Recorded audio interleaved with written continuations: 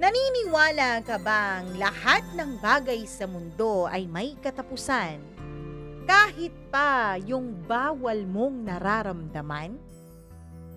Eto na naman tayo sa mga bawal na damdamin. Bakit ba kasi ang bawal na damdamin, instead na mawala, instead na humupa, tila lalo pa talagang sinisilaban, lalo pang sinisindihan ng apoy. Bakit naman ganon?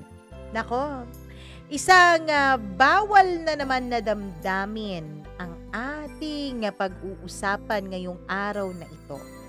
Paano kung mahalin mo ang isang taong pagmamay-ari na ng kuya mo? Atin pong umpisahan ang kuwentong ito ni Alex dito lamang sa paborito ninyong programa, ang Dear Mama Mia.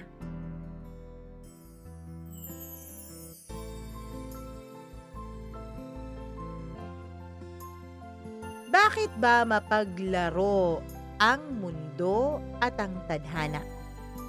Bakit nga ba kung sino pa ang itinadhana na sa iba, ay siya pang makakapagpatibok ng mabilis sa puso mong akala mo ay mahihimbing na ng tuluyan? Dear Mama Mia, una sa lahat ay nais ko pong humingi ng dispensa kung marami man ang maiinis nitong aking storya. Pangalawa, Mama Mia, ay hihingi sana ako ng pabor na kung pwede ay itago niyo na lamang ang tunay kong pagkakakilanlan. Totoo ko kasing Facebook account ang ginamit ko para ma-send ko itong aking kwento. Kaya kung meron mang nakakaalam kung sino talaga ako, ikaw lang yun, Mama Mia. At hihilingin ko na sana itago mo ito sa kahit na kanino. Itago niyo na rin ako sa pangalang Alex. Nasa 30s na po ang edad ko. Binata at kasalukuyang nakikitira sa bahay ng kuya ko dito sa Maynila. Taga-probinsya po kasi talaga kami, Mama Mia. Noong una, akala ko pansamantala lang ang pakikitira ko. Isang buwan lang daw hanggang makahanap na ako ng matitirhan ko na malapit-lapit lang sa aking trabaho. Pero gaya ng nakasanayan, kapag komportable ka na, mahirap na rin talaga ang umalis. At aaminin ko, may isa pang dahilan kung bakit hindi ko na gustong umalis pa. At yun ay ang asawa ng kuya kong, si Mary Ann. Hindi ko aakalaing sa paglipat kong iyon magsisimula ang isang matinding tukso na kailanman ay hindi ko na malilimutan. Noong una ko siyang makita, halos mabitawan ko na ang bitbit ko noong maleta. Hindi ko siya makakalimutan kasi kahit simpleng shorts at puting t-shirt lang ang suot niya noon, para bang bumagal ang oras sa aking paligid. Napakakinis ng kaniyang balat. Maputi at kahit walang make-up ay ang ganda-ganda niya. Malambing pa ang kaniyang boses at sa unang ngiti niya pa lang sa akin ay may kung anong kuryenteng dumaloy na sa buong katawan ko. Alex, siya nga pala si Mary Ann. Pakilala ni Kuya habang inaakay ako papasok sa loob ng bahay nila. Hindi kasi napakilala ni Kuya si Mary Ann doon sa amin sa probinsya. Ang totoo, sa Maynila sila nagkakilala at nagsama na nang hindi man lang namin nakikilala yung kanyang nobya. Ngumiti si Mary Ann sa akin at inabot ang kamay ko. Mainit, malambot at parang ayaw ko nang bitawan dahil masarap sa pakiramdam. "Welcome sa bahay," sabi niya. Simple lang yun, pero simula noon ay hindi na siya mawaglit sa isip ko. Lumipas ang mga araw, unti-unti kong nakikilala si Mary Ann. Mabait siya, masayahin, at higit sa lahat ay napakamaalaga.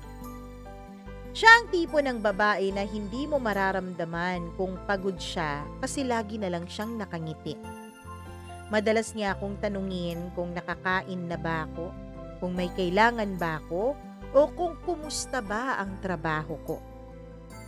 At doon nagsimula ang mga simpleng bagay na dapat ay hindi ko binibigyan ng kahit anumang mali siya.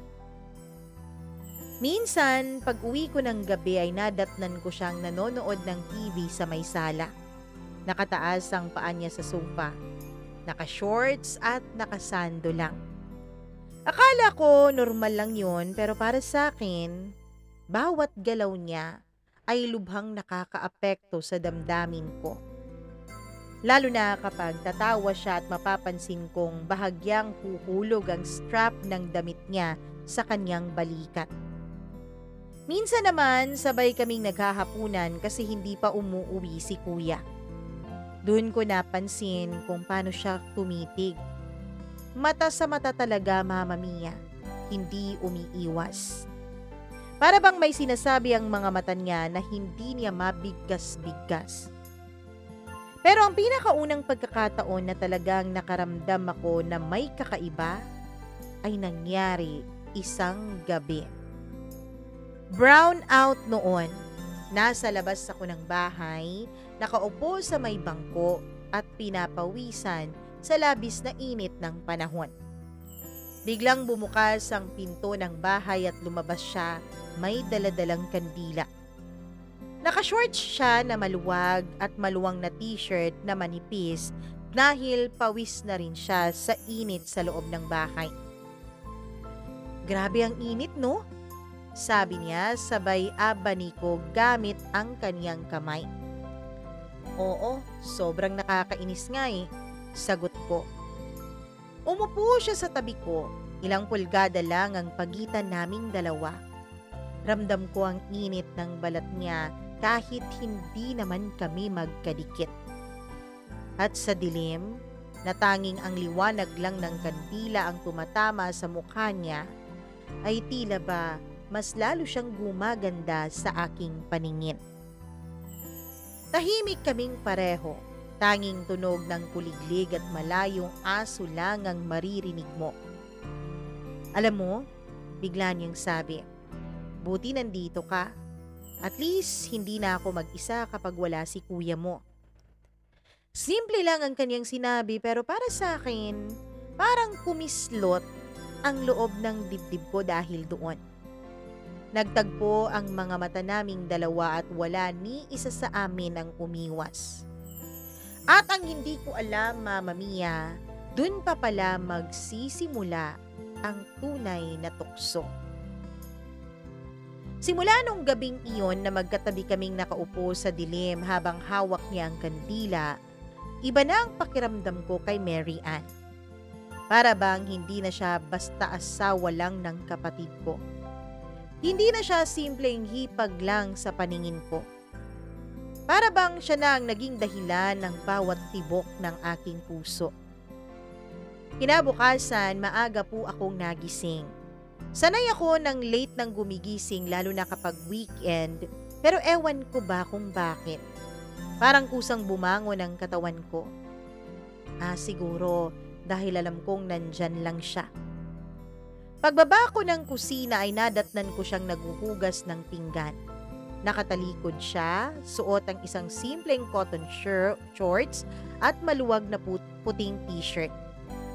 Basang-basa ang kamay niya sa sabon at nakalugay ang buhok niyang medyo magulo pa. Tahimik akong umupo sa bangko sa may mesa. Pinapanood ko lang siya. Diyos ko, bulong ko pa sa sarili ko. Bakit parang ang hirap iiwas ng mga mata ko? Bigla siyang lumingon at nagulat siya nang makita na niya akong nakaupo doon. "Uy, maaga ka," sabi niya na medyo natatawa. "Hindi na ako makatulog ulit sagot ko. Nagpuna siya ng kamay gamit ang tuwalya at naglakad papunta sa mesa. Naupo din siya sa harapan ko at nakasandal at saka ngumiti. "Sanay ka pa siguro sa dating bahay ninyo," sabi niya. "Pero don't worry, masasanay ka rin dito sa Maynila." Hindi ko siya sinagot agad, nakatitig lang ako sa kaniyang mukha. Hindi ko alam kung napansin niya pero para bang unti-unting humaba ang titigan naming dalawa. At doon ko napansin na hindi niya agad iniiwas ang mga mata niya sa akin. Parang may sinasabi ang mga mata niya, Mama Mia. Parang may tanong, parang may pagdududa, at tila ba meron ding pagnanasa. Ako ang unang umiwas sa aming dalawa. Kinabig ko ang baso ng tubig sa mesa at uminom. Kahit wala naman talagang laman iwan. Narinig ko siyang mahina pero malanding tumawa. "Alam mo Alex, ang seryoso mo talaga lagi. Para ka laging may iniisip na malalim." Napakamot ako sa ulo ko. Ganun lang talaga siguro ako. Sabi niya at tumitig ulit sa akin. This time ay mas matagal ang kanyang ginawang pagtitig. "Magaan ang loob ko sa iyo Para kang safe kausap." Nag-init ang tenga ko. Hindi ko alam kung papaano ko tatanggapin yon. Compliment ba yun o paunang tukso mula sa kanya? Dumating ang pagkakataon kinagabihan. Nag-aya si kuya na mag-inuman kasama ang mga barkada niya. At umuwi siyang lasing na lasing. Hindi na halos makagalaw kaya tulog agad siya sa kwarto nila. Si Mary Ann naman ay naiwan sa sala at nanonood ng TV. Lumapit ako para magpaalam na aakyat na ako sa kwarto pero inaya niya akong umupo muna. "Samahan mo na muna ako. Ang lungkot manood mag-isa sabi niya. Umupo ako. Nung una ay medyo magkalayo kaming dalawa.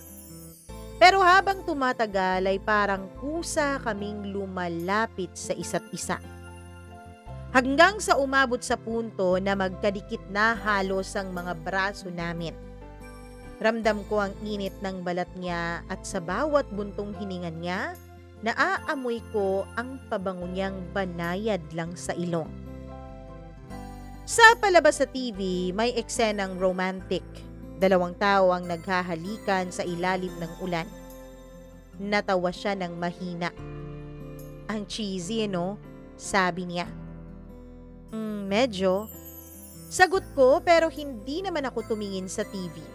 Nakatitig lang ako sa mukha niya. At doon niya ako ulit tinignan. Yung tingin na hindi mo alam kung inosente ba o may tinatagong mali siya. Tahimik kami. Walang nagsasalita. Ang tanging naririnig namin ay ang tibok ng puso ko na parang gusto nang kumawala. Bumukas ang bibig niya. Parang may sasabihin pero agad niyang isinara. Umiling lang siya ng mahina tsaka ngumiti sa akin. "Good night na, Alex." Bulong niya sabay tayo. Iniwan niya akong tulala sa sofa habang ang isip ko ay litong-lito kung ano ang nangyayari. Mula noon, dumalas ang mga ganong eksena sa amin. Sa kusina, bigla siyang dadaan sa likod ko at sasadyaing dumikit ang balikat niya sa akin. Sa hagdan, sabay kaming aakyat at ramdam ko ang init ng hita niya kapag nauuna siya. Sa sala, kapag nanonood kami ng TV, may mga pagkakataong nakahilig siya ng bahagya sa braso ko na parang hindi na niya namamalayan. Pero ang pinaka-hindi ko makalimutan, isang hapon habang naglalaba siya. Naka-shorts lang siya at nakaluhod sa tabi ng batya. Tumutulo ang pawis sa leeg niya at sa bawat pagpiga niya ng damit ay gumagalaw ang buong katawan niya. "Alex!" tawag niya. Lumapit ako. "Pakikuha nga ng tuwalya sa loob, please." Pagbalik ko ay inabot ko yun sa kanya. Pero imbis na abutin lang, hinila niya ang kamay ko para siya na mismo ang kumuha. Tumama ang mga daliri niya sa palad ko. At sa ilang segundong iyon, hindi niya agad binitawan. Nagtagpo ang mga mata naming dalawa. At doon ko naramdaman, hindi ko na ito basta imahinasyon lang. Hindi na ako nag-iisa sa nararamdaman ko. May kuryente na, Mama Mia. May apoy na at parehong-pareho kami na sinusunog nito. Simula nung hapon na hinawakan niya ang kamay ko habang naglalaba siya ay hindi na po ako mapakali.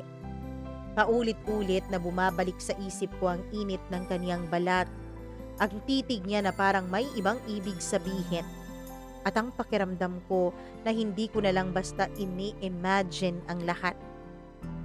Pakiramdam ko, siya rin ay nakakaramdam nung init. Isang gabi, dumating si Kuya galing sa pag-overtime. Pagod na pagod siya at dumiretso na siya sa kwarto. Halos hindi man lang nakausap si Mary Ann. Ako naman ay nanonood lang noon ng TV sa may sala. Paglabas ni Mary Ann sa kwarto ay nakaduster lang siya at nakapusod ang kanyang mahabang buhok. Lumapit siya sa akin at tinanong ako kung gusto ko raw ba ng kape. Tumango ako, kaya pumunta siya sa kusina.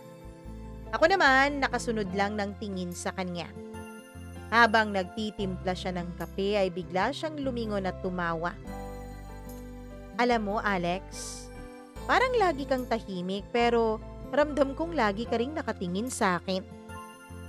Natigilan ako. Hindi ko alam kung papaano sasagot sa kanyang sinabi. Hindi naman," palusot ko. Ngumiti siya pero yung ngiti na may halong pagkapilya. "Hindi naman ako naiilang. Actually, parang gusto ko nga sabi niya.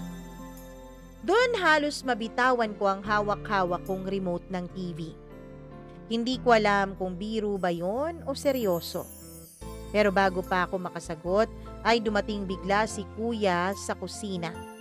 Kumain ng tinapay.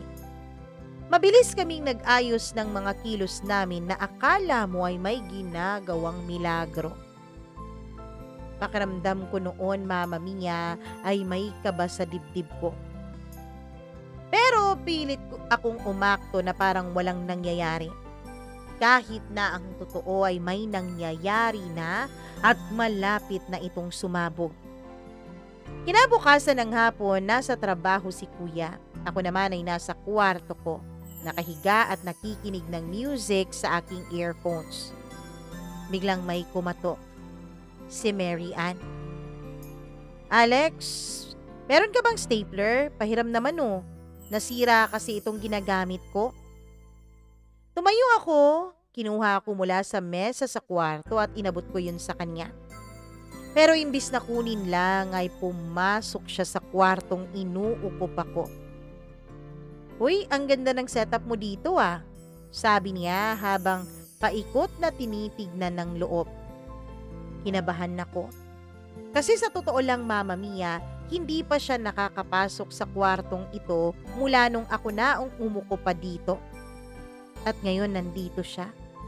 Kaming dalawa lang ang tao maging sa loob ng bahay. At ang bango-bango niya kahit simpleng nasa bahay lang. "Alam mo, nakakabagot naman kung mag-isa ka lang dito buong araw?" tanong niya habang umuupo sa gilid ng kama. "Oo nga sagot ko naman. Bigla kaming natahimik, walang ibang tunog kundi ang malambot na tugtog mula sa earphones na nakasabit lang sa mesa. "Alam mo," sabi niya, sabay sandal sa kamay habang nakatingin sa akin. "Swerte si kuya mo." Napakagat ako sa labi. Hindi ko alam kung anong ibig niyang sabihin sa mga katagang iyon. Hindi ko rin alam kung paano ako sasagot doon. Lumapit siya ng konti. Hindi yung diretsahang lumapit pero sapat para maramdaman ko ang init ng kanyang katawan.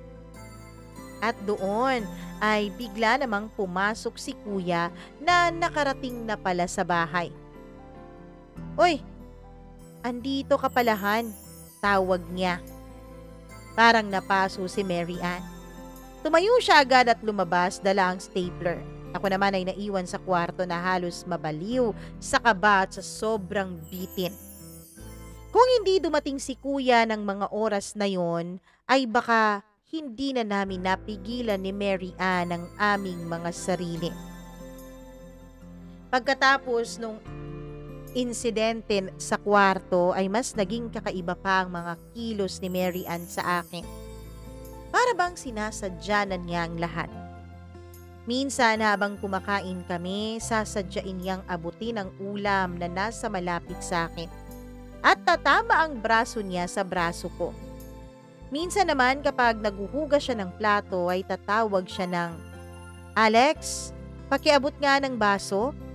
Kahit kaya naman niya itong abuting mag-isa. At ako, hindi ko na rin mapigilan ang sarili kong nilalamon na ng tukso. Isang gabi sabay kaming naiwan sa sala. Si kuya, gaya ng dati, ay late na namang umuwi. Nanood kami ng pelikula at sa kalagitnaan ay bigla siyang humilig sa braso ko. "Pwede ba?" Tanong niya na parang inosente nung nilingon ko siyang nakahilig na sa aking braso. "Oo," sagot ko pero halos hindi na ako makahinga sa kanyang ginawa. Dumikit kasi ang katawan niya sa akin. Ramdam ko ang init ng balat niya. Ang bigat ng ulo niya sa balikat ko at sa bawat paghinga niya ay dumadampi ang kanyang hininga sa aking leeg. Para akong mauulol sa sobrang kaba at libog. "Alex," bulong niya ng mahina. Tingin mo, masama ba to?" Natigilan ako. Hindi ko alam kung anong ibig niyang sabihin pero ramdam ko naman kung ano ang tinutukoy niya. Hindi ko siya sinagot. Lumingon lang ako at doon nagtagpo ulit ang mga mata naming dalawa. Mas malapit, mas mabagal. At kung hindi lang biglang bumukas ang gate at dumating si kuya, ay baka hindi na natapos ang titigan namin sa gabing iyon. Mula noon, Mama Mia, ay sigurado na ako. Hindi lang ako ang nakakaramdam ng kakaiba. Pareho naming alam na may kakaibang namamagitan sa aming dalawa. At pareho naming parang gustong pasukin ng apoy. Kahit alam naming baka pareho kaming masunog nito. Mag-aalas 10 na ng gabi. Si kuya gaya ng nakasanayan ay overtime na naman. Ako naman katatapos lang maligo at nagbihis ng simpleng shorts at puting t-shirt. Paglabas ko sa sala ay naamoy ko agad ang nilulutong ginisang gulay sa kusina. Si Mary Ann. Naka-ponytail siya, simpleng duster lang ang kanyang suot pero halos kumukuwala ang kurba ng maganda niyang katawan sa bawat galaw niya. Hindi ko na alam kung sinasadya ba niyang akitin ako o talagang ganun lang siya kumilos at magdamit. "Uy, gutom ka na ba?" tanong niya habang naghihiwa ng bawang. "Medyo," sagot ko habang sumandal sa pinto at pinagmamasdan siya. Ngumiti siya ng malikot. "Halika, tulungan mo na ako." Lumapit ako. Sabi niya ako raw ang tagahalo ng niluluto habang siya naman ay naghahanda na ng iba pang mga sahog pati na rin ng sausawan. Kaya pala may bawang ka pa kahit naigisa mo na tong gulay para pala sa sausawan." "Oo, nagprito rin kasi ako ng galunggong." Sa sobrang sikip ng kusina, magkadikit na halos ang mga katawan namin. Kada abot niya ng sangkap ay dumadampi ang kamay niya sa kamay ko. Kada ikot ko ng sandok ay sumasagi ang braso ko sa gilid ng katawan niya. At dun ko siya naramdaman ang sobrang nagiinit niyang balat. Ang amoy ng sabon na hinaluan ng pawis at bango ng pabango niya. Nakakabaliw ang amoy na yun, Mama Mia. Alex, bulong niya habang inaabot ang asin. Alam mo, minsan, naiisip ko, kung hindi kaya ako ang napangasawa ng kuya mo. Natigilan ako. Hindi ko alam kung paano ko siya sasalubungin. Kung hindi ikaw? Anong ibig mong sabihin? Tanong ko. Tumawa siya ng mahina pero may lungkot sa kaniyang mga mata. Ewan ko. Basta. Nagtagpo ang mga mata naming dalawa. At bago ko pa maiproseso ang lahat ay dumampi ang kamay niya sa kamay ko. Hindi ko na tinanggal ito. Hindi rin naman siya bumitaw. Ilang segundo lang pero para sa akin ay parang 1 taon nang magkadikit ang mga balat namin. Hanggang sa biglang tumunog ang cellphone niya. Si Kuya. Tumatawag. Mabilis niyang binawi ang kamay niya at sinagot ang tawag. Hello, Han? Oo, nagluluto ako. Malapit ka na? Sige. Pagkababa niya ng tawag ay pareho kaming natahimik. Pero pareho naming alam na meron na talagang nagbago sa pagitan namin at hindi na namin yon mababawi pa. Kinabukasan, umulan ng malakas. Si Kuya, wala na namang uwian dahil may seminar daw. Ako at si Mary Ann lang ang naiwan sa bahay. Nasa balkonahe ako, nakaupo at pinagmamasdan ko ang malakas na pagbuhos ng ulan.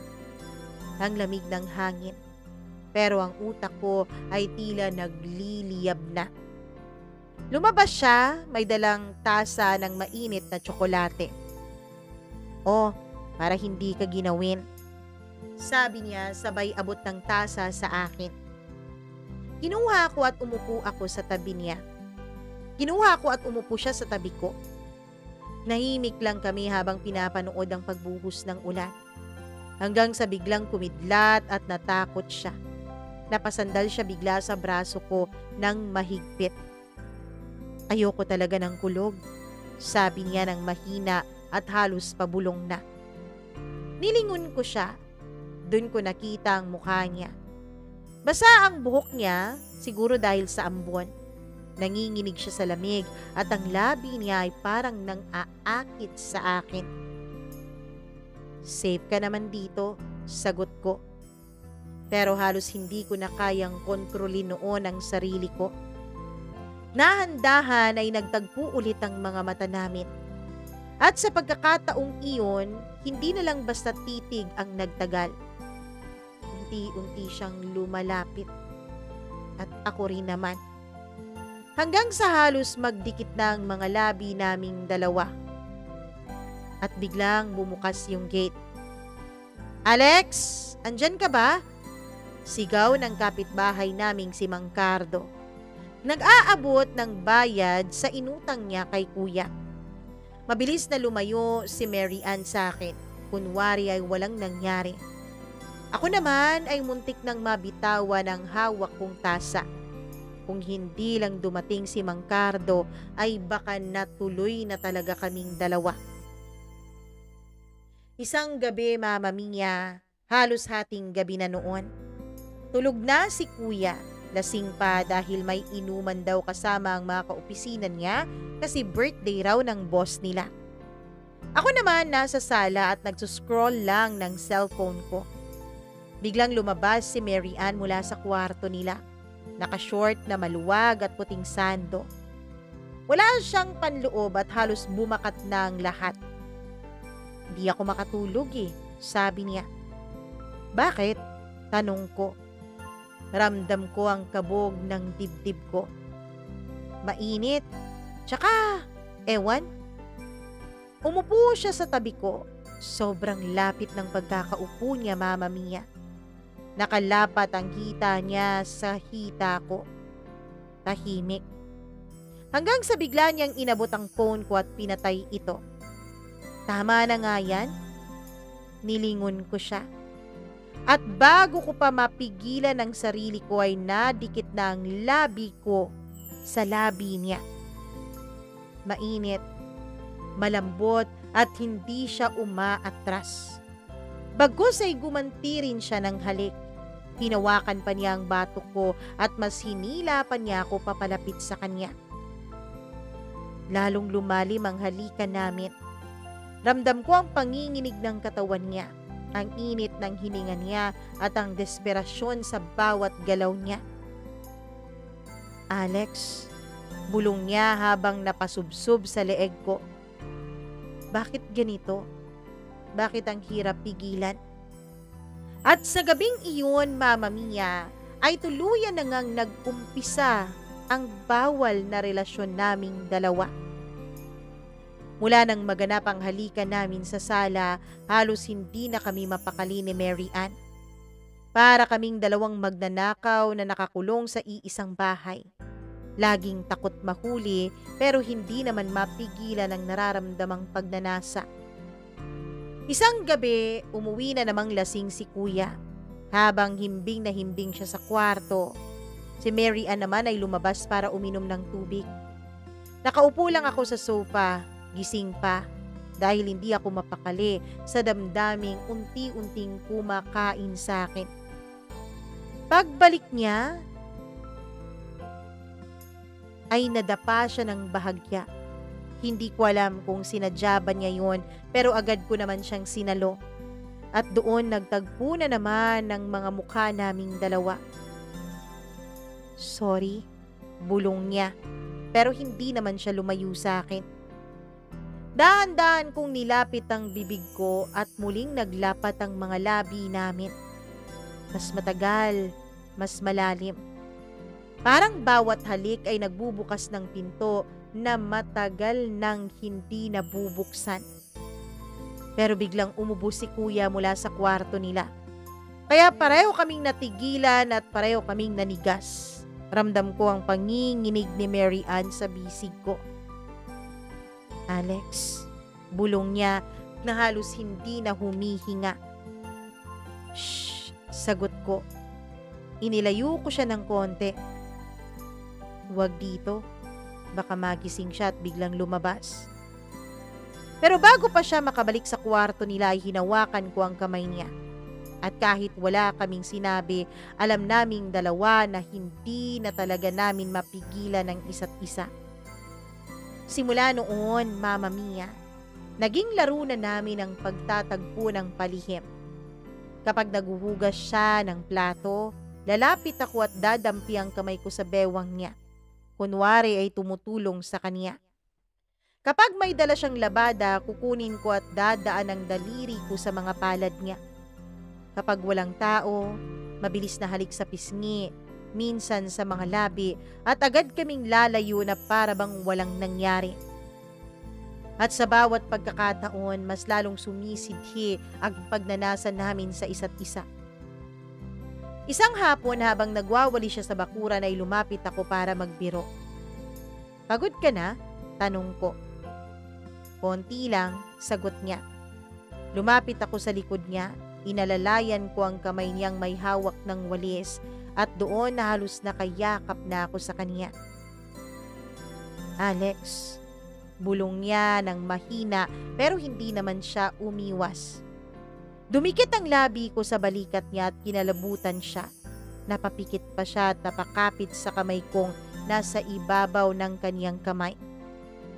Bigla siyang kumuwala pero ngiting pilya ang iniwan niya sa akin. Sira ka talaga, baka may makakita sa atin. Ngunit sa mga mata niya, alam kong ginusto niya rin ang ginawa ko. Dumating ang gabing iyon. Si Kuya ay pinadala ng kumpanya nila sa seminar sa isang probinsya. 3 araw raw siyang mawawala. Kami lang dalawa ni Mary Ann ang naiwan sa bahay. Pagkakain namin ng hapunan ay tumingin siya sa akin. Matagal tapos dahan-dahang ngumiti. Mag-movie tayo? Sabi niya pero may kakaiba sa tono niya. Nanood kami sa sala, madilim ang paligid. Sa umpisa ay tahimik lang pero unti-unting nagdikit ang mga braso namin. Hanggang sa kusa na siyang sumandal sa balikat ko, Mama Mia. Alex, bulong niya. Hindi na niya itinuloy ang sasabihin. Humarap ako sa kanya at doon muli kaming naghalikan. Nang mas matindi, mas puno ng pagnanasa kesa sa dati. Ngayon, wala kaming kinakatakutang baka mahuli kami. Kaya hindi na namin pinigilan ang mga sarili namin, Mama Mia. Ang mga kamay namin kanina ay maingat, ngayon ay mas naging mapusok at mainit na. Ang bawat halik, bawat haplos, parang pagsabog ng lahat ng pinipigilan namin sa matagal na panahon. Hindi na ako makakatakas dito. Mulong niya sa pagitan ng halik naming dalawa. Ako rin, sagot ko. Pero bahala na. At sa gabing iyon, Mama Mia, ay tuluyan na ngang bumigay ang lahat ng pader na dati-rati ay pumipigil pa sa amin. Pag uwi ni Kuya mula sa seminar ay parang walang nangyari sa aming dalawa ng asawa niya. Ako ay nagbibiro pa rin tulad ng dati. Si Mary Ann naman ay kumikilos na parang walang itinatago. Pero sa bawat titigan namin ay may lihim. Sa bawat ngiti ay may kakaibang apoy. At sa bawat hawakan ng mga kamay namin ay parang nagpapaalala ng mga bagay na kaming dalawa lang ang nakakaalam. Kapag naghahanda siya ng almusal at si Kuya ay nag-aayos para sa trabaho, madalas magtagpo ang mga kamay namin sa ibabaw ng mesa. Kunwari ay aksidente. Kapag may nilalagay siya sa cabinet, lalapit ako para tulungan siya kuno. Pero sa totoo, ninanakaw ko nang mabilis ang dampi ng labi sa kanyang lieg. At si Kuya, wala siyang kamalay-malay, Mama Mia. Nalalo kaming nalululong sa larong ito ni Mary Ann. Isang madaling araw, bumangon ako para uminom ng tubig. Pagbukas ko ng ilaw sa kusina ay nandun si Mary Ann. Gising pa at nakatayo sa harapan ng ref. Naka-shorts lang siya at maluwag na sando.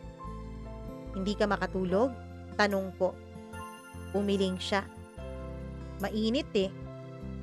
Lumapit ako at bago pa ako makapagpigil ay hinawakan ko ang bewang niya.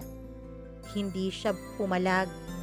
Bagkus ay tiningala niya ako at dahan-dahang inilapit ang labi niya sa labi ko. Doon naglapat ang mga labi namin sa gitna ng katahimikan ng kusina. Malalim, mabagal, parang walang katapusan. Naglakbay ang kamay ko sa likod niya at napakapit siya sa leeg ko. Ang init ng hininga niya ay parang apoy na lumalamon sa akin. Bigla kaming napaurong nang marinig namin ang paghilik ni Kuya mula sa kwarto nila. Alex, bulong niya. Baka bigla siyang magising. Ngumiti ako. Hindi naman siguro. Pero sige, bukas na lang ulit. Pero ramdam naming pareho, Mama Mia. Pareho kaming nabitin sa eksena naming iyon. May araw na naliligo si Mary Ann habang wala si Kuya sa bahay. Paglabas niya ng banyo ay nakatapis lamang siya ng tuwalya at ako naman ay saktong papadaan. Nagtagpo ang mga mata namin para kaming natigilan. Alex, wag.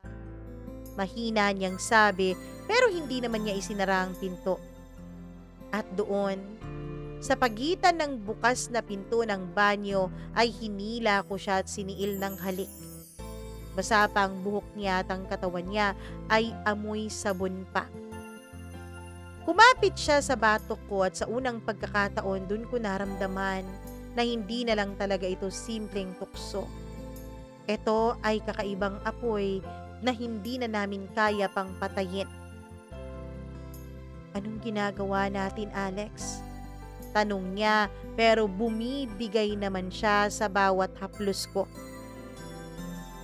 Habang tumatagal, mas nagiging mapanganib ang laro sa aming dalawa. Kapag umaalis si kuya papuntang trabaho, minsan ay agad kaming nagkikita sa sala. Minsan sa kusina, minsan sa kwarto ko at minsan sa mismong kwarto nila. At sa bawat tagpo, ramdam naming lumalalim ang koneksyon namin. Alex, paano kung matuklasan ito ng kuya mo? Tanong ni Mary Ann sa akin minsan habang nakahiga kami sa kama nila, magkatabi at parehong walang anumang saplot. Hindi niya malalaman, sagot ko. Kahit na ako mismo ay kinakabahan din, Mama Mia. Pero alam naming pareho. Kahit napakadelikado ng lahat ay hindi naman namin na kayang patayin ang apoy na unti-unting tumutupok sa amin. Isang gabi dumating si kuya ng mas maaga galing sa trabaho. Nagulat pa kaming dalawa ni Mary Ann dahil nasa sala kami noon. Naglalapit na ang mukha namin at halos maghalikan na. Kakauwi ko lang kasi noon sa trabaho. Buti na lang at mabilis na tumayo si Mary Ann. Kunwari ay nag-aayos ng kurtina.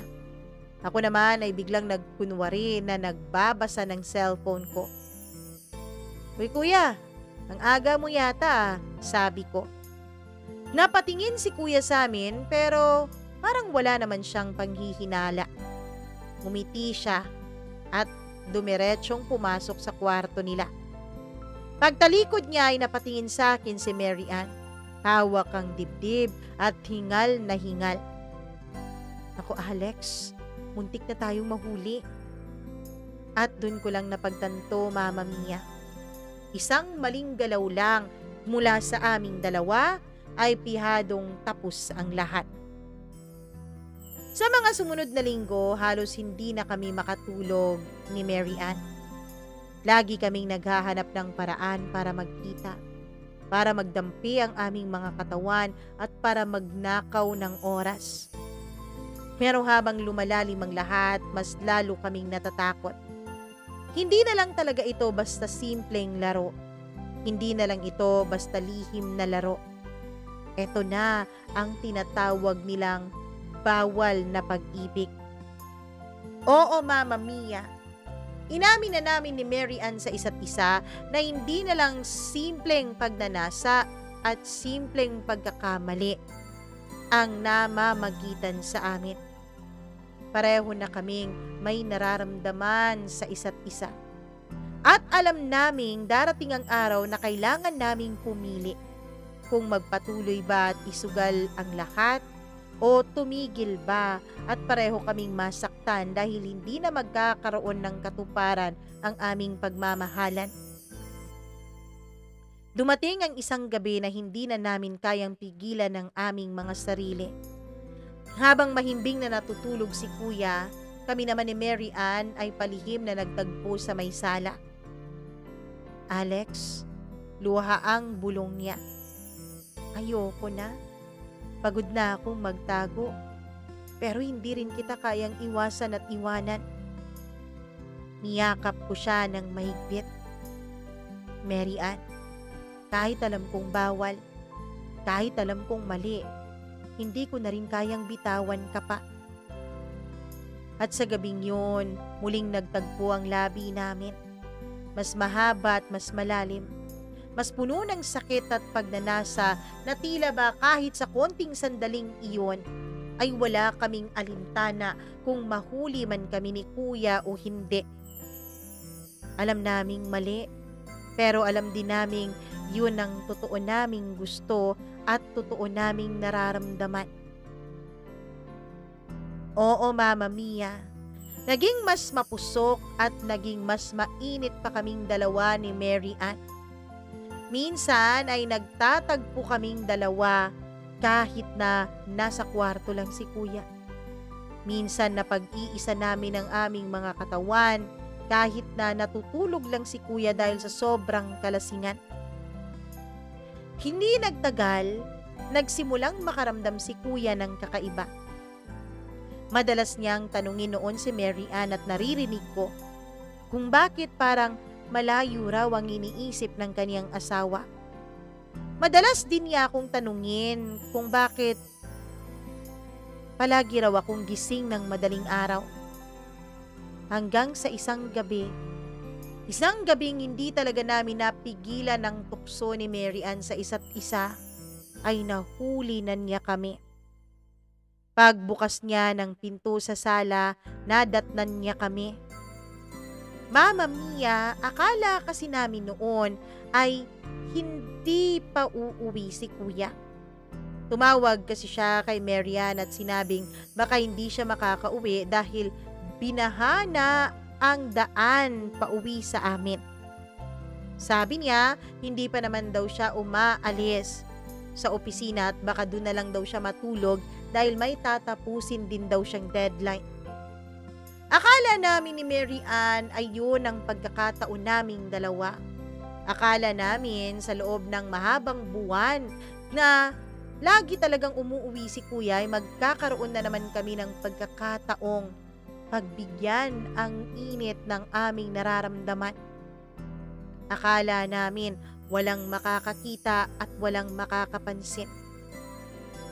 Kaya naman dahil akala nga namin walang ibang tao ay naging kumpiyansa kaming dalawa. Nagalikan kami sa sala at wala ng pang-itaas na suot noon si Mary Ann. Hanggang sa biglang bumukas ang pinto ng sala. Ang hindi ko intindihan, Mama Mia, ay bakit hindi namin naramdaman o narinig ang pagbubukas ng gate. Dapat ay dinig namin yun eh. Sadya ba talagang lunod na lunod kami sa init na aming nararamdaman at hindi namin napansin ang pagbubukas ni kuya ng gate? At nung bumukas nga ang pinto sa sala, ay nadatnan kami ni kuya. Magkahinang ang aming mga labi at ang mga kamay ko ay nasa ibabaw ng katawan ni Mary Ann. Pareho kaming natigilan at hindi alam ang gagawin. Anong ibig sabihin nito? Gulat at galit na tanong ni kuya. Alam kong galit na galit siya dahil nanginginig pa ang boses niya. Wala akong masabi. Si Mary Ann naman ay parang otomatikong tumulo ang mga luha sa kanyang mga mata. Otomatiko din ang kanyang mga kamay na inabot ang kanyang sando at sinuot ito. Umiiyak na noon si Mary Ann. At doon bumagsak ang lahat ng itinayo naming mga kasinungalingan. Nagwala si kuya. Sinuntok niya ako at binulyawan niya si Mary Ann. Para siyang mababaliw sa sobrang galit. Ako? Niloko niyo? Sa loob mismo ng bahay ko? Sigaw niya. Ako ay nakayuko lang. Tinatanggap ang bawat suntok at tadyak ng kapatid ko sa akin. Wala akong maisagot. Si Mary Ann naman ay umiiyak at nagsusumamo. Patawarin mo ko. Patawarin mo kami. Pero, paano nga ba mapapatawad ang ganung uri ng isang kasalanan, Mama Mia? Galit na galit si kuya. Wala siyang pakialam kung naririnig kami ng mga kapitbahay. Sobra ang nararamdaman niyang galit sa aming dalawa ni Mary Ann. Halos isumpa niya kami noon, Mama Mia. Pagkatapos noon ay pinalayas ako ni kuya. Galit na galit siya. Umalis ka! Lumayas ka dito! Wala akong ahas na kapatid! Kaya naman, Mama Mia, ay nag-alsabalutan ako. Wala akong mukhang maihaharap sa kuya ko. Hindi ko alam kung paano humingi ng tawad sa kanya. Alam kong walang kapatawaran ang ginawa ko sa kanya, Mama Mia. Nung papaalis na ako ng bahay ay natitigan ko si Mary Ann. Tumingin naman siya sa akin. Sa totoo lang, Mama Mia, inantay ko talaga na sabihin sa akin ni Mary Ann na sasama siya sa akin. Hindi ko alam kung isasama ko ba siya. Pero umasa ako na pipiliin niya ako. Umasa ako na pipiliin niyang sumama sa akin. Pero nung tinitigan ko siya pabalik, ay yumuko lamang si Mary Ann. Na para bang tinatapos na niya ang lahat sa aming dalawa. Kaya naman bagsak ang mga balikat ko, bit-bit ang mga gamit ko at saka umalis ako sa bahay na yon. Naghanap ako ng isang motel. Gabi na kasi yon, Mama Mia, kaya hindi na ako makakahanap pa ng uupahan ko. Isang mumurahing motel na lang ang pinasukan ko. At nung nakapag-settle na ako doon, ay iniisip ko kung tatawagan o iti-text ko ba si Mary Ann. Sasabihin ko ba sa kanya kung nasaan ako? Pero sa huli, pinili kong wag siyang i-text. Pinili kong wag sabihin sa kanya kung nasaan ako. Inantay ko na mag-text siya sa akin. Inantay ko na sabihin niya sa akin na susunod siya. Pero lumipas ang gabing iyon nang hindi siya nag-text. Hindi ako makatulog, Mama Mia. Iniisip kong napakademonyo kong kapatid. Kasi kahit kapatid ko ay tinalo ko. Kahit asawa ng kapatid ko ay ginalaw ko. Pero hindi ko lang talaga napigilan ang bugso ng damdamin ko. Sadyang ganun lang talaga siguro kapag matindi ang pagmamahal at ang tuksong nararamdaman mo. Hindi mo na maiisip kung ano ang tama. Hindi mo na mapapanindigan ang pagiging magkadugo ninyong dalawa dahil mauuna na ang paggawa mo ng kakaibang pagkakamali. Lumipas ang ilang gabi. Lumipas ang ilang araw. Hindi ako nakatanggap ng text o kahit na anong mensahe mula kay Mary Ann. Walang kahit na ano mula sa kanya, Mama Mia. Akala ko talaga ay wala na. Akala ko talaga ay yun na yun. Nagtapos na ang lahat sa aming dalawa. Hanggang sa makalipas lang ang 2 linggo. Isang text ang natanggap ko mula kay Mary Ann. Kumusta ka na, Alex? Naway mabuti ang kalagayan mo. Miss na kita. Text niya. Tinawagan ko siya pero hindi niya sinagot. Magkos ay kina-cancel niya ang tawag kong iyon, Mama Mia.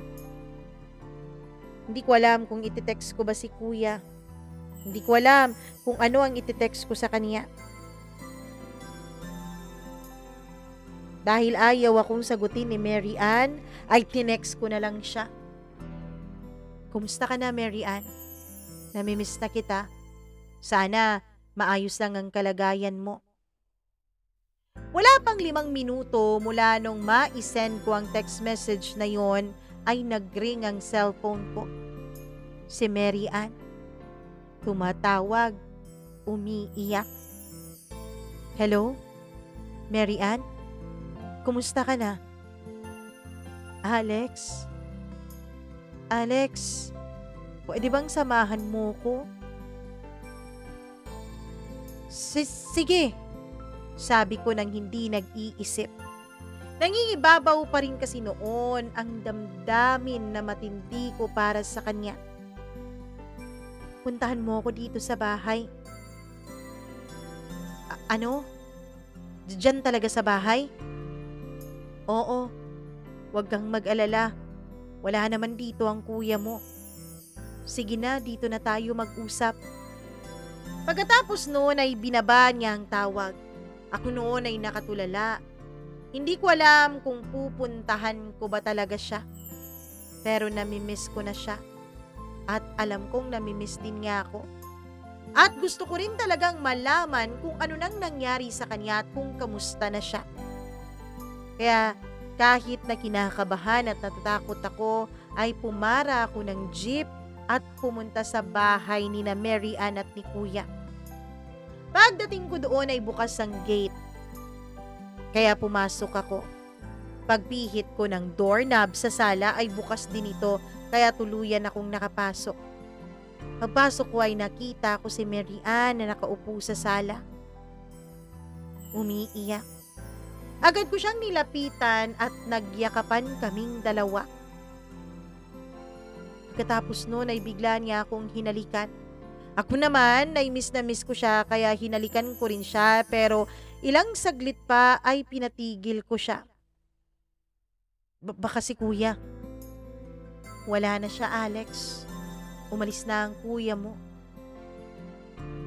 Nung nakaraang araw pa, hindi na naayos ang pagsasama naming dalawa.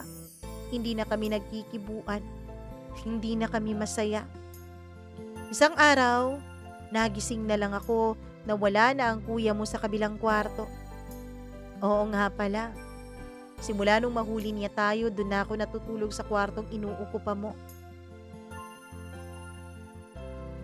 Gigisingin ko sana siya noon para imbitahan na mag-agahan. Pero wala na siya. Akala ko nasa trabaho lang, pero kinagabihan ay hindi naman siya umuwi. Kaya naman, tinignan ko ang loob ng cabinet. At tama nga ang hinala ko. Wala na kahit isang damit niya doon. Dinala na niya. Umalis na siya nang hindi lumilingon, hindi nagsasalita, at hindi nagpapaalam. Mama Mia, nung marinig ko ang sinabing iyon ni Mary Ann ay para po akong nabasag. Oo nga. Oo nga't nakuha ko ang babaeng gusto ko. Pero ang kapalit nito ay pagkasira ng dalawang relasyon. Relasyon ni Mary Ann at ni Kuya bilang mag-asawa o bilang mag-live-in partner. At relasyon din naming dalawa ni Kuya bilang magkapatid na dati ay sanggang dikit. Pagkatapos nun, Mama Mia, ay inaya na ako ni Mary Ann na magsama na lang kaming dalawa. Sabi pa niya, wala naman daw, magbabago pa. Hindi naman daw sila magkakabalikan pang muli ni Kuya. At isa pa, may kanya-kanya na silang buhay. Mabuti nga lang daw dahil hindi sila nagkaroon ng anak. Ako naman, dahil mahal ko si Mary Ann at sinabi kong wasak na rin naman ang relasyon ko kay Kuya, ay paninindigan ko na lang ang pagmamahalan naming dalawa ni Mary Ann. Paninindigan ko na lang ang aming ginawang kasalanan. Lumipas ang mga buwan. Ako at si Mary Ann nagpatuloy sa aming relasyon. Pero Mama Mia, gaya pala ng lahat ng mga relasyon, pati pala yung relasyon na nagsimula sa maiinit na tagpo, nagsimula sa mga bawal na sandali at pagnanasang hindi tama. Lahat pala yun ay nakaka-excite at maganda lang sa simula. Gaya ng normal na mga relasyon, nawawalan din pala ito ng spark at ng tamis. Hindi na kasi kasing tamis ng dati ang pagmamahalan naming dalawa ni Mary Ann. Hindi ko alam kung dahil ba sa bawat halik na pinagsasaluhan namin ay may halong guilt, o dahil ba sa bawat yakap ay may mga tanong kung worth it ba talaga ang lahat ng ito. Mahal ko si Mary Ann at alam kong mahal din niya ako. Pero sa likod ng lahat ng iyon ay may sugat na iniwanan ang isang katotohanan na para makuha namin ang isa't isa ay may nawasak muna kaming buhay ng taong dapat ay minahal at iginalang naming pareho. At hanggang ngayon, Mama Mia, Kahit magdadalawa na ang anak namin ni Mary Ann, ay daladala ko pa rin ang bigat na yun. At Mama Mia, napag-alaman pala ng pamilya ko sa probinsya ang tungkol sa ginawa kong pang-aahas sa asawa ng kapatid ko. Yun ang dahilan kung bakit inatake ang ama ko at na-stroke ito. At ngayon ay paralyzed na ang kalahati ng kaniyang katawan. Hindi ako natanggap ng iba kong mga kapatid at ng mama at papa ko. Galit na galit sila, kaya hanggang ngayon ay hindi pa rin nila nakikilala si Mary Ann. At hindi pa nila nakikita ang panganay naming anak, pati na rin ang paparating pa naming bunso. Kung tatanungin mo ako, Mama Mia, kung masaya ba ako sa buhay ko ngayon, ay hindi ko alam. Oo, don't get me wrong, mahal ko si Mary Ann. Mahal ko ang pamilya namin. Pero sa bawat pagkakataong naaalala ko kung paano nagkaroon ng katuparan ng relasyon naming dalawa, ay hindi ko maiwasan ng mag-guilty. Hindi ko maiwasan ng maisip kung kumusta na ba ang kuya ko. Hindi ko kasi alam kung nasaan na ngayon si kuya at kung kamusta na siya, Mama Mia. Hanggang dito na lamang po at maraming salamat sa pagbabasa mo nitong aking liham.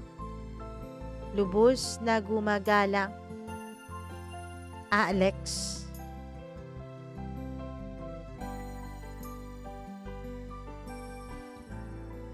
Hindi ko alam, Alex, kung lubos pa ka ba talagang gumagalang, hindi mo na igalang ang kuya mo, diba? Charang. Ako, maraming salamat sa pag-share mo ng kwento ninyong dalawa ni Mary Ann at ng kwento ng pagwasak ninyo sa kuya mo dito sa ating programa. Anyways, andyan na yan, wala ka nang magagawa, nagsama na kayo, nag-anak pa kayo at magdadalawa pa ang anak ninyo. Kaya panindigan nyo na lang yan. Ganun na rin naman eh. Wala ka nang magagawa, di ba? Wala ka nang magagawa kasi mahal mo na. Ganun. Yun ang sabi ng kanta, di ba? Hindi dahil sa mahal mo na kaya wala ka nang magagawa. Wala ka nang magagawa dahil nagpaulan ka na. Naligo at nagtampisaw ka na sa ulan. Kaya panindigan mo na lang kung anong meron ka. At ipagdasal mo na lang na sana darating yung araw na mapatawad ka ng kuya mo. Naku, dati ang kwento natin dito ay kapatid na babae naman ang umagaw sa kaniyang bayaw. Ngayon naman, kapatid na lalaki ang umagaw sa hipag niya. Grabe naman itong mga kwento natin ito. Anyways, paulit-ulit na lang ang lesson ng mga kwento nating mga ganito na dapat wag talagang magpadala sa tukso. Kapag pumunta ka sa isang bahay, nakitira ka, tapos may naramdaman kang init, ay nako, wag mo nang itest kung hanggang saan ka dadalhin ng init na yun. Umalis ka na kaagad, lumipad ka na, tumakbo ka na, ganun yun.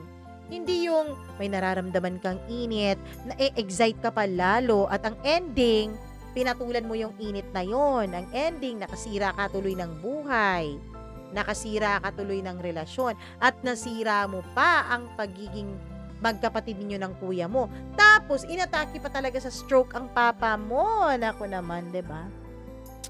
Ang dami-daming mga bagay na nasisira kapag tayo ay nagpadala sa tukso. As much as possible, iwasan nating makitira sa ibang tao. Kahit pa kapatid natin yan, iwasan natin. Lalo pat, diba, yung mga ganyan, hindi kayo matagal na magkakilala nung kaniyang girlfriend. Kumbaga, nung nagkakilala kayo, attraction agad ang naramdaman ninyo. Hindi tulad ng ibang magbayaw o maghipag na mula nung mag-boyfriend at girlfriend, bata pa lang, nagkakilala na, kaya ang turingan parang kapatid na rin. Hindi ganun ang sitwasyon ninyo eh. Ako naman, sana umupa ka na lang ng bahay, hindi yung umupa ka ng ibang tao. Charot. Alam nyo ba yung upa sa Bisaya? Yung upa sa Bisaya, pumatong. Kaya, yun ang joke ko. Sana na-gets ninyo. Anyways, oo, kahit na makasalanan at kahit na nag-iinit ang konti ang dugo ko para sa'yo, tawag nito, Alex, ay hindi pa rin naman kita ipagkakanulo, gaya ng request mo, Hindi ko ipagsasabi at hindi ko ipagkakalat ang iyong tunay na blue up account. Charot. Maraming salamat sa iyong pagtitiwala at sana panindigan mo na lang kung anong meron kayong dalawa ni Mary Ann ngayon. Wag na yung wala nang spark, wala nang tamis. Wag na yung ganon. Kasi alam ko na kung saan papunta yan eh. Makakahanap ka naman ng spark sa iba. Makakahanap ka ng matamis sa iba. Ano yung panibagong kasalanan na naman? Ganun ba? Panindigan mo na lang yan. Yun na lang. Anyways, kung hindi kayo sang-ayon sa aking payo, iba-iba naman tayo ng anong opinion, ano? So, mag-comment kayo down below kung ano ang payo ninyo. Sana gaan-gaanan nyo naman dahil alam kong masasaktan talaga itong si Alex. Ay, nako. Deserve niya bang masaktan? Siguro. Charot. Anyways, maraming salamat. At sa mga hindi pa po subscriber nitong ating program, please do like and subscribe this. Do like and share muna this video. At pagkatapos noon, pakisigurado naman po na nakasubscribe kayo dito sa ating channel. Please do subscribe. Maawa kayo sa akin. Tulungan nyo akong maka-reach ng 100,000 subscribers by the end of this year. Parang imumove ko na. By my birthday na siguro. Hindi na by the end of this year. Kasi parang by the end of my birth month, ganun. Kasi parang malabo na yung 24,000 in less than 4 months, 'di ba? So anyways, pagkatapos nyo mag-subscribe dito at pagkatapos nyo manood at makinig ng kwentong ito, pakibisita na rin po ng isa pa nating channel. Ayan sa baba, yung ating pong, anong tawag dyan? Yung ating pong link para sa channel na yon. Encounters with Mama Mia. Tingin ko, hindi nyo pa siya mahahanap kapag inyo siyang isi-search kasi bago-bago pa lang po niyang channel. At dahil bago pa po siya, hindi pa po siya nire-recommend ni YT. Ganun. Hindi pa siya masyadong inaano. Pero alam ko na kung mahilig kayo sa mga kakaibang kwento, mahilig kayo sa mga kakaibang, klaseng pagkukwento, alam kong magugustuhan nyo ito. Kaya, please do subscribe. Encounters with Mama Mia. That's ENCOUNTERS space with space MAMA space Mia. Ayun, hanapin nyo yan. Pero kung hindi nyo yan mahanap, may link sa baba. I-copy nyo lang from HTTPS tapos hanggang dulo, tapos ilagay nyo sa browser ninyo. Ayan na. Mahahanap nyo na ang ating panibagong channel. Paki-subscribe please. At syempre, hello muna ako sa ating mga pa-members dito sa ating channel. Kung nagpa-member po kayo ng anong araw ngayon, kung nagpa-member po kayo ng mga ganitong araw, baka hindi ko pa po mabasa kasi ang binabasa ko ngayon ay nirecord ko po September 2nd, okay? Ay ako kay Colleen Bueno, Janice Linian, Nitz Pabualan, Maria Elena Abe, Easy Gale, Gimaras Girl, Mila Raduban, Maureen Tugab, and kay Freaky. Maraming salamat sa inyong pagpapamember. Sa gustong magpamember, ayan, may join po na dyan. So, pwede po kayong mag-subscribe o mag-join dyan. Hanapin nyo lang po yung, anong tawag dyan? Package po ba na nababagay o naaangkop sa inyo. Maraming salamat po sa inyong pagtitiwala, pagmamahal, at syempre, sa lagi nyo pa rin pakikinig sa atin. I love you all very much. Ako po ang nag-iisa ninyong Mama Mia hanggang sa susunod po nating kwento bukas. Nako, maiinis na naman kayo sa kwento natin. Kaya abangan nyo yan dito lang sa paborito nyong programa, ang Dear Mama Mia. Mwah, mwah, mwah. I love you. Ingat po kayo palagi. Bye-bye!